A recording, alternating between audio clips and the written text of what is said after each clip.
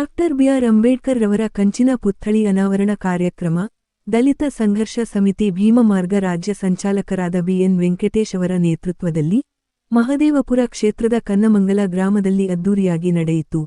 ಇದೇ ಸಂದರ್ಭದಲ್ಲಿ ತ್ಯಾಗಮಯಿ ರಮಾಬಾಯಿ ರವರ 128ನೇ ಹುಟ್ಟು ಹಬ್ಬ ಹಾಗೂ ಅಕ್ಷರದ ತಾಯಿ ಮೊಟ್ಟ ಮೊದಲ ಶಿಕ್ಷಕಿ ಸಾವಿತ್ರಿ ಬಾಪುಲೆ ರವರ ಹಾಗೂ ಮುಸ್ಲಿಂ ಸಮುದಾಯದ ಮೊಟ್ಟ ಮೊದಲ ಶಿಕ್ಷಕಿ ಫಾತಿಮಾ ಬೇಗಂ ರವರ ಹುಟ್ಟು ಹಬ್ಬ ಆಚರಣೆಯನ್ನು ಹಮ್ಮಿಕೊಳ್ಳಲಾಗಿತ್ತು. ರಾಜ್ಯದ ಮೂಲೆ ಮೂಲೆಗಳಿಂದ ಸಾವಿರಾರು ಸಂಖ್ಯೆಯಲ್ಲಿ ಕಾರ್ಯಕರ್ತರು ಈ ಕಾರ್ಯಕ್ರಮದಲ್ಲಿ ಭಾಗವಹಿಸಿ ಕಾರ್ಯಕ್ರಮದ ಯಶಸ್ಸಿಗೆ ಕಾರಣರಾದರು.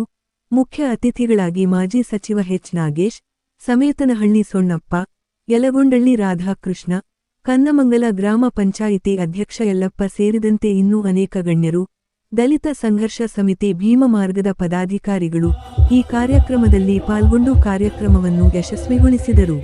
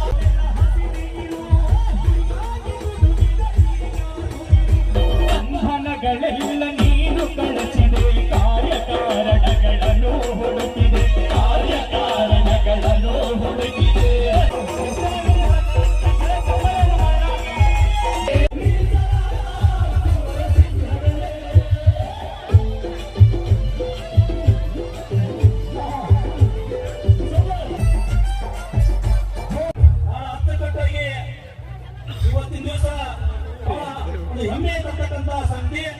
ನಮ್ಮ ರಾಜ್ಯ ಸಂಚಾಲಕರು ಆತ್ಮೀಯರಾದಂತಹ ಡಾಕ್ಟರ್ BN ವೆಂಕಟೇಶಣ್ಣವರ ನೇತೃತ್ವದಲ್ಲಿ ಇವತ್ತಿನ ದಿವಸ ಭೀಮ ಮಾರ್ಗ ಇಡೀ ರಾಜ್ಯ ತುಂಬಿಲ್ಲ 26 ಜಿಲ್ಲೆಗಳಲ್ಲಿ ಇವತ್ತಿನ ದಿವಸ ರಾಜ್ಯದಲ್ಲಿ 26 ಜಿಲ್ಲೆಗಳಲ್ಲಿ ಭೀಮ ಮಾರ್ಗದಲ್ಲಿ ಸಂಘರ್ಷ ಸಮಿತಿ ಇವತ್ತಿನ ತನ್ನದೇ ಆದಂತಹ ಛಾಪನ್ನು ಮುಗಿಸುವ ಕಾರ್ಯಕ್ರಮವನ್ನು ನಮ್ಮ ರಾಜ್ಯದ ಮಹಿಳಾ ಪದಾಧಿಕಾರಿಗಳು ನೆರವೇರಿಸಿಕೊಡಬೇಕು ಅಂತ ವಿನಂತಿ ಮಾಡ್ತಾರೆ. ಜೋರಾದ ಚಪ್ಪಾಳೆಯನ್ನು ಅವರು ರಾಜ್ಯ ಸಂಚಾಲಕರಾದ ನಂತರ ಎಡೆಬಿಡದೆ ಪ್ರತಿಯೊಂದು ಜಿಲ್ಲೆಗಳಲ್ಲಿ ಕಾರ್ಯಕ್ರಮಗಳು ನಿರಂತರವಾಗಿ ನಡೀತಾ ಇದ್ದಾವೆ. ಬಿಜಾಪುರ ಕಾರ್ಯಕ್ರಮ ಆಗಿರ್ಬೋದು, ಅದಕ್ಕಿಂತ ಮುಂಚೆ ನವೆಂಬರ್ 26ನೇ ತಾರೀಕು ಬಾಗಲಕೋಟೆಯಲ್ಲಿ ಒಂದು ಐತಿಹಾಸಿಕ ಕಾರ್ಯಕ್ರಮ ಅಂತ ಹೇಳ್ಬೋದು. ಮತ್ತು BN ವೆಂಕಟೇಶಣ್ಣ ಅವರ ನೇತೃತ್ವದಲ್ಲಿ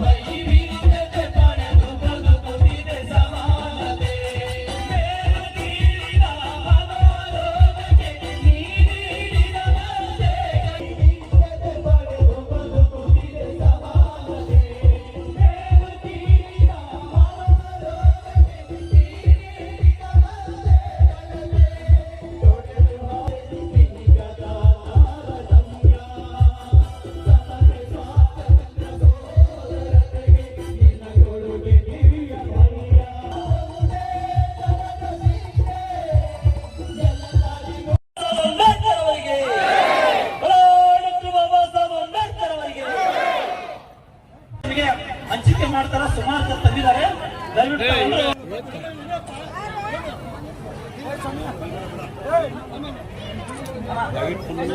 ರಾಷ್ಟ್ರಪತಿ ಗ್ರೂಪಲ್ಲಿ ಹಾಕ್ತೀವಿ.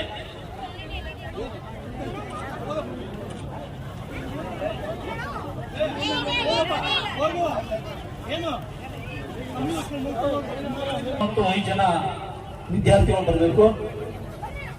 ಸ್ವಲ್ಪ ಹಿಂದುಗಡೆ ಸರ್ಸಕ್ಕೆ ಹಿಂದುಗಡೆ ಸರ್ಸ್ಬಿಡಿ.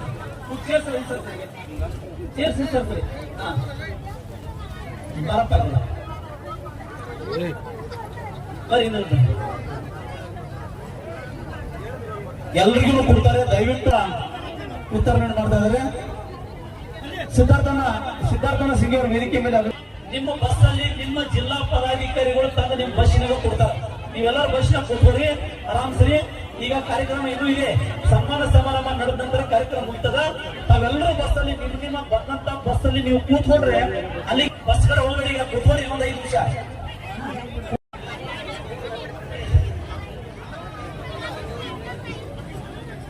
ಶಾಲಾ ಮಕ್ಕಳಿಗೆ ನೋಟ್ಬುಕ್ ಕೂಡ ನಮ್ಮ ವೆಂಕಟೇಶನ್ ಅವರು ಕೊಡ್ತಾ ಇದ್ದಾರೆ. ದಯವಿಟ್ಟು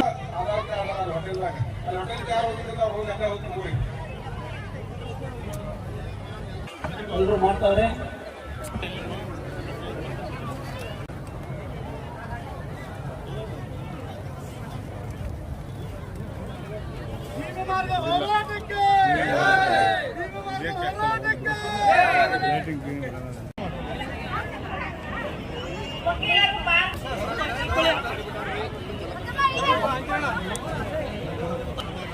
ನಿಮಿಷ ಆಯ್ತು ಸರ್.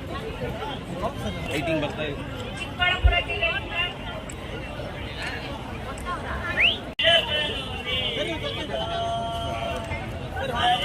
ಈ ಭೀಮಾ ಮಾರ್ಗದಿಂದ ಏನು ನಾವು ಸ್ಟೇಟ್ ಲೀಡರ್ಗಳಿದ್ದೀರಿ, ಜಿಲ್ಲಾ ಲೀಡರ್ ಎಲ್ಲ ಏನಿವತ್ತು 28 ಜಿಲ್ಲೆ ನಮ್ಮ ಚಳವಳಿ ನಡೀತೈತೆ. ಇನ್ನೂ ನಮ್ಮ ಹೆಚ್ಚಿನ ಒಂದು ತಾಲೂಕು ಮಟ್ಟದಲ್ಲಿ, ಹೋಬಳಿ ಮಟ್ಟದಲ್ಲಿ, ಹಳ್ಳಿಗಳ ಮಟ್ಟದಲ್ಲಿ ಹೋಗ್ಬೇಕನ್ನೋ ನಮ್ಮ ಆಸೆ.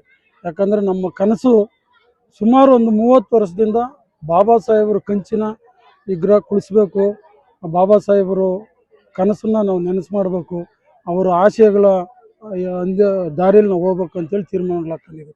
ಅದರಿಂದ ಹಳ್ಳಿನೂ ನಮ್ಮ ಬಾಬಾ ಸಾಹೇಬರು ಪತ್ರಿಕೆನ ಕಳಿಸ್ಬೇಕು ಅಂತೇಳಿ ನನ್ನ ದಲಿತ ಸಂಘಟನೆ ಭೀಮ ಮಾರ್ಗದಿಂದ ಇವತ್ತು ಎಲ್ಲರಿಗೂ ನಾನೊಂದು ಸಂಘದ ಪರವಾಗಿ ಹೇಳ್ತಾ ಇದ್ದೀನಿ. ಯಾಕಂದರೆ ಬಾಬಾ ಸಾಹೇಬರು ಇಲ್ಲ ಅಂದರೆ ಈ ದೇಶದಲ್ಲಿ ಯಾರೂ ಬದುಕಾಕತ್ತಿರಲ್ಲ. ಒಂದು ಸಾವಿತ್ರಿ ಬಾಪಿಲ್ ಆಗಿರ್ಬೋದು, ರಮಾಮಣಿ ಆಗಿರ್ಬೋದು, ಫಾತಿಮಾಬಾಯಿ ಆಗಿರ್ಬೋದು, ಎಲ್ಲರೂ ಇದ್ದೆ ಈ ಭಾರತ ದೇಶಕ್ಕೆ 10 ಬಾರಿ ಇದ್ದೆ ತಂದು ಕೊಟ್ಟಿರೋ ದೇವತೆಗಳು. ಅವರೆಲ್ಲ ನಾವು ಮನೆಯಲ್ಲಿ ನಾವು ದೇವರುಗಳು ಅಂತೇಳಿ ಪೂಜೆ ಮಾಡ್ತೀವಿ.